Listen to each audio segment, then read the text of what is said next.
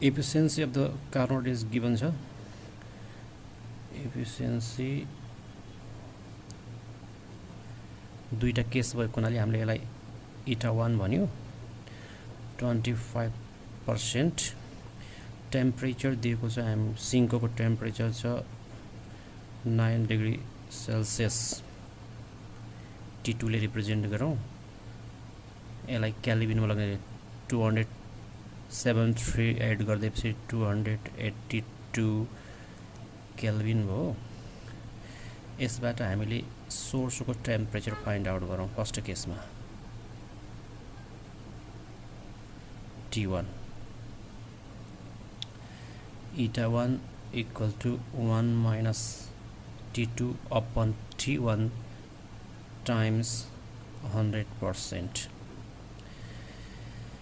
25% यो 100 ले डिवाइड गर्दा 0.25 1 minus T2 given 282 divided by T1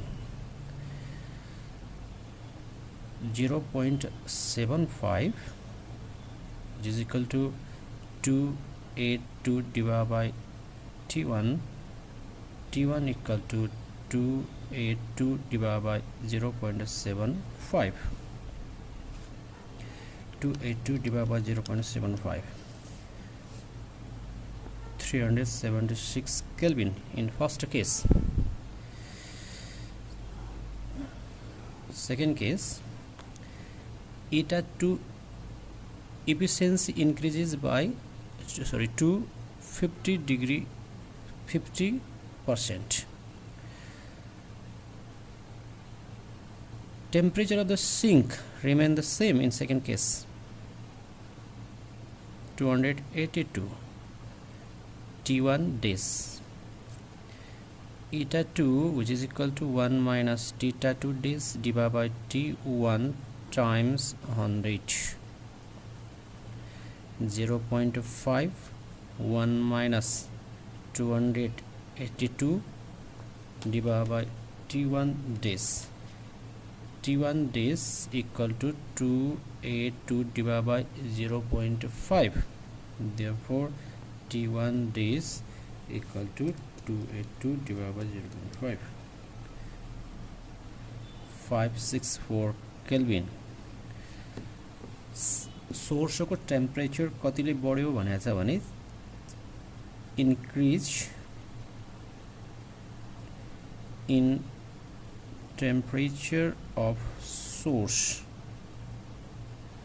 second case को टेम्परेचर बाट फर्स्ट केस को सोर्स को टेम्परेचर सब्ट्रैक्ट करने 564 minus 376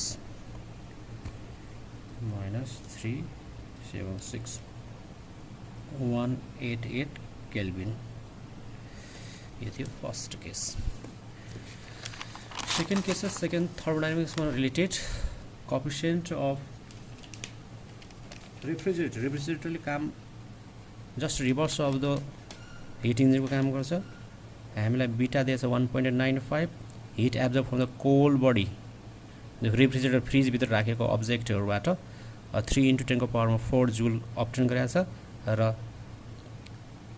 आउटसाइड में हिट रिजेक्ट कति गर्ला भन्ने छ बीटा बराबर हाम्रो formula Q2 upon W Q2 upon W भनेको Q1 minus Q2 1.95 Q2 3 into 10 to the power 4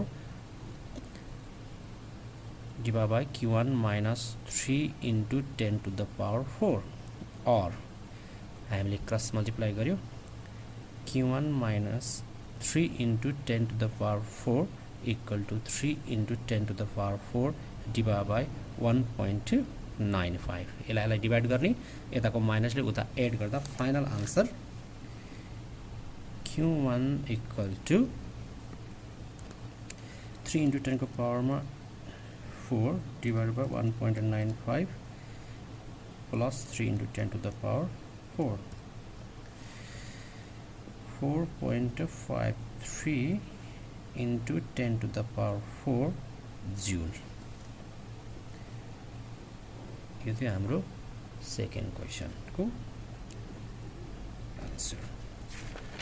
third question छ दुईवटा कार्नोट इन्जिन ए र बी दिएको छ अनि तिनीहरूको सोर्सको टेम्परेचर दिएको छ।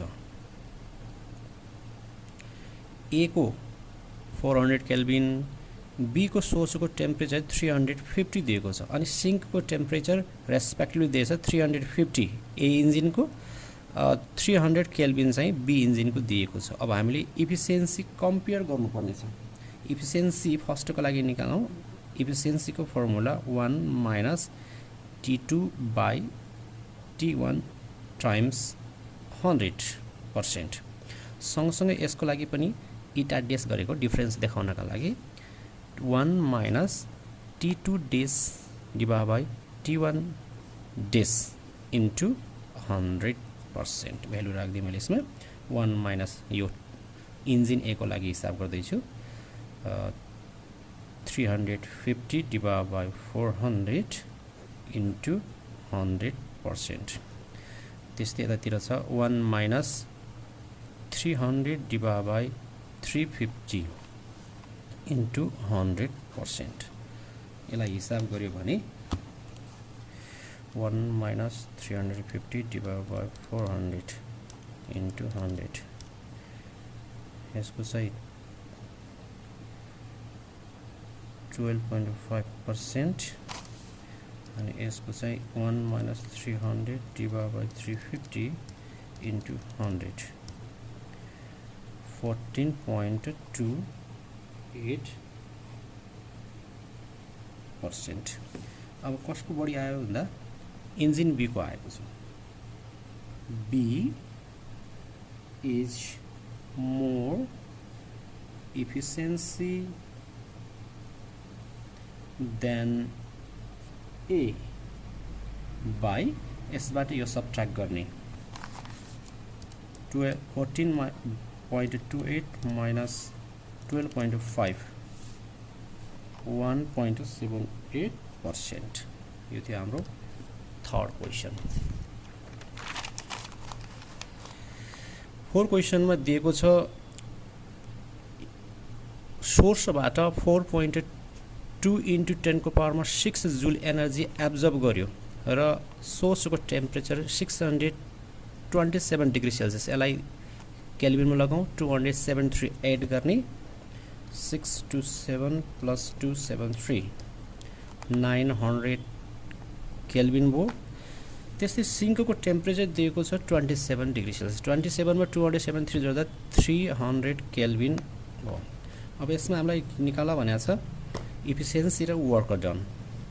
इफिसियन्सीको फर्मुला हामीलाई थाहा छ इटा बराबर टेम्परेचरको रेस्पेक्टमा निकाल्दाखेरि 1 minus T2 by T1 into 100%। 1 minus 300 divide by 900 into 100% यो इफिसियन्सी अफ हिट इन्जिनको फर्मुला। 1 माइनस 300 डिभाइडेड बाई 900 इन्टु 100 66.67% हाम्रो इफिसियन्सी आयो। वर्क डन पनि निकाल भनेको छ। वर्क डन निकाल्दाखेरि हामीले कार्नोट स्केल युज गरौँ हियर भनेर T1 by T2 which is equal to Q1 by Q2 हुन्छ यो फर्मुला है।